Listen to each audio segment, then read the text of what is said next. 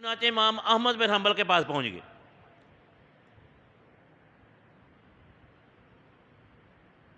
امام احمد بن حنبل نے بے تکلفی کا زمانہ تھا، تصنع نہیں تھے، میزبان اور مہمان صاف گوئی کے قائل تھے۔ آج تو کچھ ہمارے اندر بناوٹیں بھی ہوتی ہیں نا کہ مہمان کے ساتھ بھی کچھ کرتب کرنا پڑتے ہیں اور مہمان کو بھی کرنے پڑتے ہیں۔ امام احمد بن حنبل نے عشاء کی نماز کے بعد بستر لگا دیا، بچوں سے کہا بیٹیوں ان کا بستر لگا دو، یہ میرے استاد ہیں، امام ہیں وقت کے، تو ان کا بستر لگا دو۔ بستر لگا دیا گیا، پانی رکھ دیا گیا، کھانا بھی رکھ دیا۔ امام شافعی رحمۃ اللہ علیہ بستر پر کھانا کھا چکے، لیٹ گئے، دراز ہوئے۔ صبح ہوئی، امام احمد بن حنبل نے کہا حضرت نماز کا ٹائم ہو چکا ہے، فجر کی نماز کا، تو نماز کے لیے چلے گئے۔ پیچھے بچی نے کیا دیکھا؟ بچی نے دیکھا کہ جتنا کھانا رات کو رکھا تھا مہمان کے لیے وہ سارا ہی کھا گئے ہیں، بچا کوئی بھی نہیں ہے۔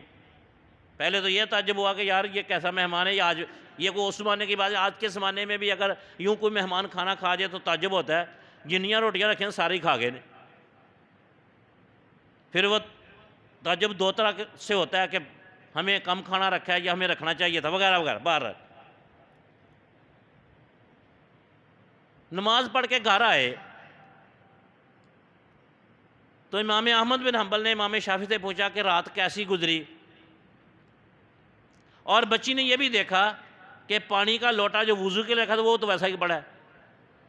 امام شافعی چارپائی پر لیٹے ہوئے ہیں، کھانا سارا کھا گئے ہیں، زیادہ کھانا کھایا ہو تو وضو قائم نہیں رہتا، مشکل ہوتی ہے، تو ساری رات سوئے بھی رہے، کھانا بھی کھا گئے، وضو بھی نہیں کیا، بغیر وضو کے فجر کی نماز پڑھ کے پھر آ گئے۔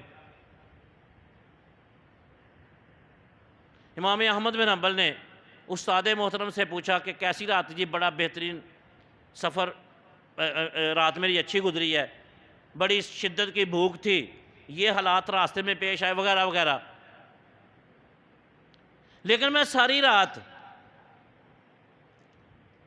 جب چارپائی پر لیٹا ہوں تو ساری رات میرے سامنے قرآن پاک کی ایک آیت آئی، وَإِن كَانَ ذُو عُسْرَةٍ فَنَظِرَةٌ إِلَىٰ مَيْسَرَةٍ وَإِن كَانَ ذُو عُسْرَةٍ فَنَظِرَةٌ إِلَىٰ مَيْسَرَةٍ۔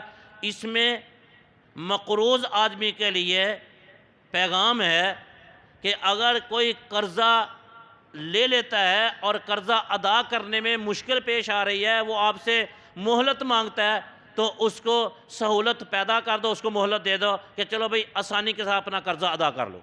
آج کل تو خیر قرضہ دیتے ہی نہیں ہیں، آج کل تو قرضہ لیتے ہی اس لیے کہ دینا نہیں ہے۔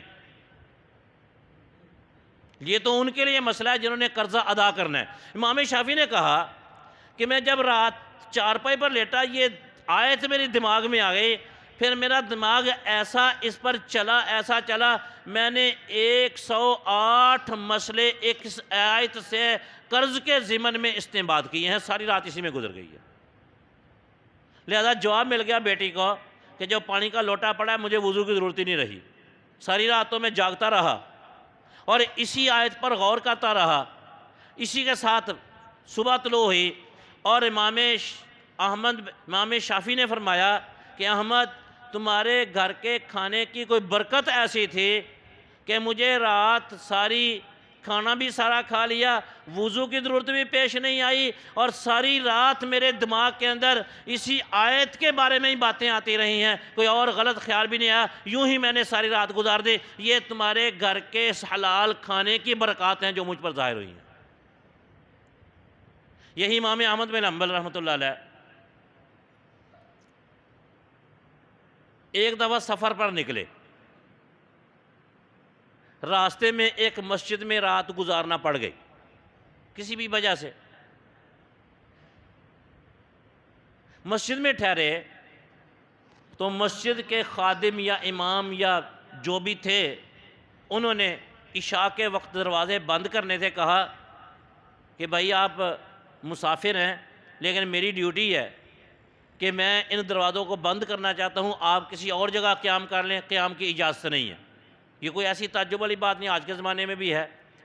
ایک دفعہ رات کو مجھے رات کے 12 بجے یہاں کچھ بندوں کا فون آ گیا جی رات کو یہاں ٹھہرنا ہے، میں نے کہا ہیں کون؟ تو تعارف ہی نہیں کروا سکے.